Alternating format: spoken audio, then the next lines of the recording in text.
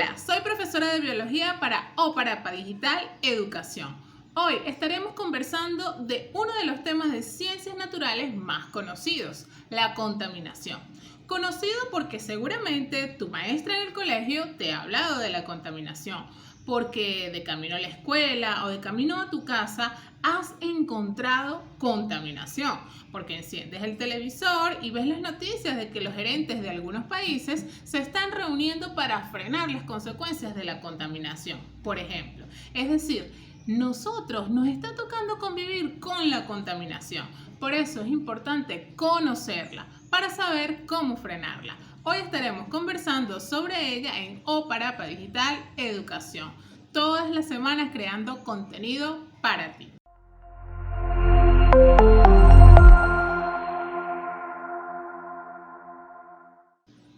Debemos comenzar por lo primero, definiendo qué es la contaminación.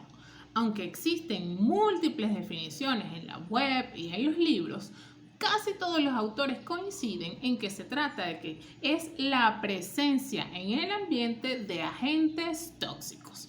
Primero, ¿por qué agentes? Pues te cuento que podemos hablar de varias formas de contaminación. Pueden ser físicos, cuando se trata, por ejemplo, de algún objeto, una bolsa de plástico en el mar, que puede ocasionar daños para la salud.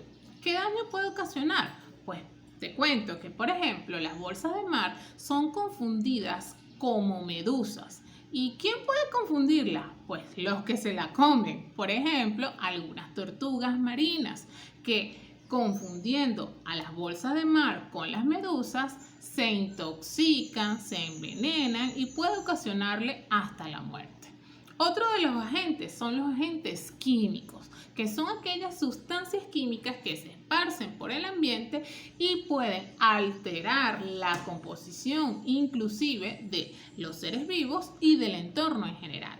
Y el último de los agentes son los biológicos. Los biológicos nos referimos a que pueden ser desechos o residuos de otros seres vivos, como sus excrementos o su orina, que puede ser contaminante para el resto de los seres vivos, o podemos hablar inclusive de organismos completos que cuando están dentro de un ecosistema que no es su propio ecosistema, pueden, por ejemplo, de alterarlo o descomponerlo porque comienzan a alimentarse de algunas especies que son muy importantes y claves para el equilibrio en general.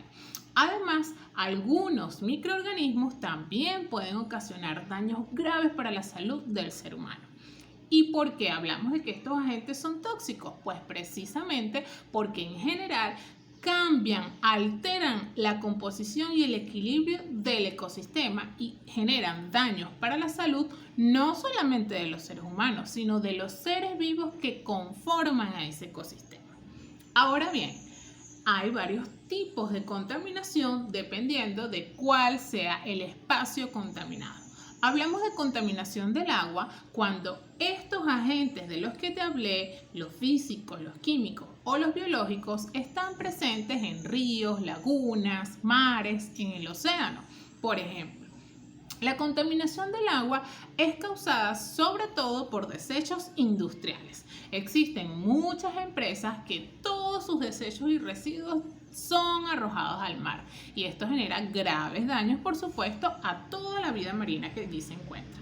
Además, también hay empresas petroleras o industrias petroleras que ocasionalmente causan o tienen accidentes en los que se derraman grandes cantidades de petróleo.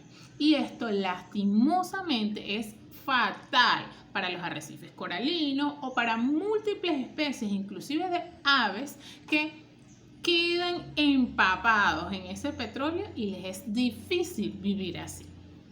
Otra de las causas son los pesticidas que se utilizan en la agricultura para eliminar los insectos o para que las plantas tengan ciertas características. Estas sustancias químicas se filtran por el suelo y llegan al agua, causando, por ejemplo, en los seres humanos, intoxicación, envenenamiento u otros daños para la salud. Vamos a ver más de cerca un par de ejemplos de contaminación del agua. En el Océano Pacífico hay una acumulación tan grande de basura que ha sido llamada el séptimo continente. Los residuos provenientes de los plásticos de este y todos los lugares donde hay contaminación del agua terminan en nuestra comida. Y un estudio reciente descubrió que también se pueden encontrar en la placenta humana, aunque su efecto todavía no se conoce. Cuando estos agentes de los que conversamos están presentes directamente en el suelo, entonces hablamos de este tipo de contaminación. La contaminación del suelo cobra gran importancia para el ser humano porque es allí donde se produce gran parte de los alimentos. Por ejemplo, los vegetales, las frutas y todas las plantas que nos comemos. Muchos de los abonos sintéticos o los herbicidas que se utilizan en todo el proceso de agricultura tienen compuestos químicos que pueden causar daños graves y dejar secuelas a la salud del ser humano.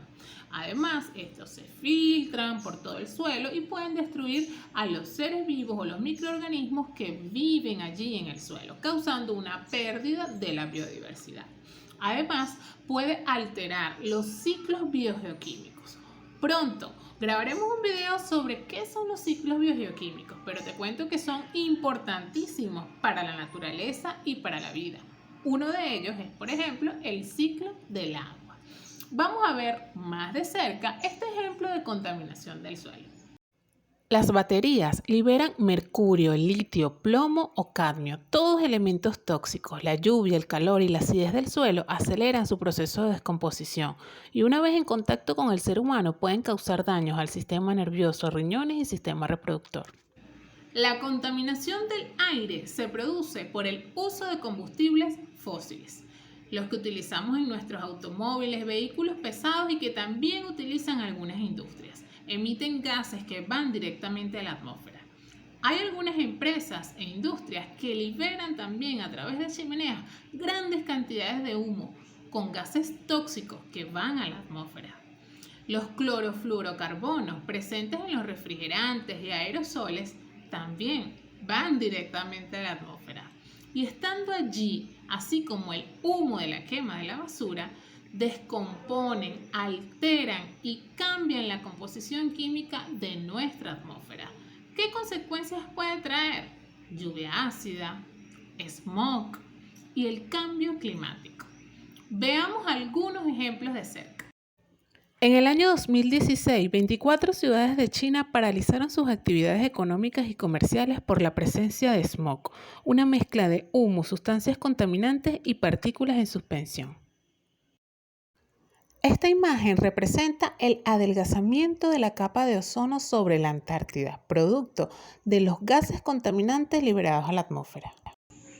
En el ambiente también podemos encontrar algunos elementos que están alterados químicamente. Esto quiere decir que no presentan un balance adecuado de sus partículas subatómicas. ¿Recuerdas? Los protones y los neutrones que conforman el átomo. Pues en un intento por estabilizar el átomo, precisamente se liberan grandes cantidades de energía y de masa. Esto es la radioactividad. Se puede presentar en formas de ondas gamma, beta, alfa y neutrónica. Y puede alterar la materia de todo lo que lo rodea. En el caso del ser humano, puede causar malformaciones en los fetos, cáncer, debilidades en el sistema inmunológico y hasta la muerte. Por eso se considera también un tipo de contaminación. Otro ejemplo de contaminación es la contaminación lumínica. Precisamente por la formación y el desarrollo de las ciudades, se ha generado gran cantidad de luces artificiales que pueden alterar el ciclo de vida de muchos animales, por ejemplo, con hábitos nocturnos, y que además pueden causar daños a la salud visual y psicológica del ser humano. Y otro tipo de contaminación es la contaminación acústica, que se refiere precisamente a esos sonidos altos que pueden causar problemas en la audición. Los bombardeos atómicos ocurridos en Hiroshima y Nagasaki durante la Guerra Mundial, así como el accidente de Chernóbil, donde también se utilizó energía nuclear, son ejemplos de alta contaminación radioactiva que causó y sigue causando la muerte de muchas personas. ¿Cómo podemos reducir la contaminación? Pues apoyando y promoviendo todas las campañas que se realicen a nivel mundial, nacional y local que intenten frenarla. Y por supuesto, reduciendo, reutilizando, reciclando y recuperando. Te cuento cómo aplicar estas 4 R desde tu hogar en un próximo video. Nos vemos pronto. Recuerda suscribirte si no lo has hecho y activar la campanita, pues todas las semanas estamos creando nuevo contenido en Oparapa Digital Educación.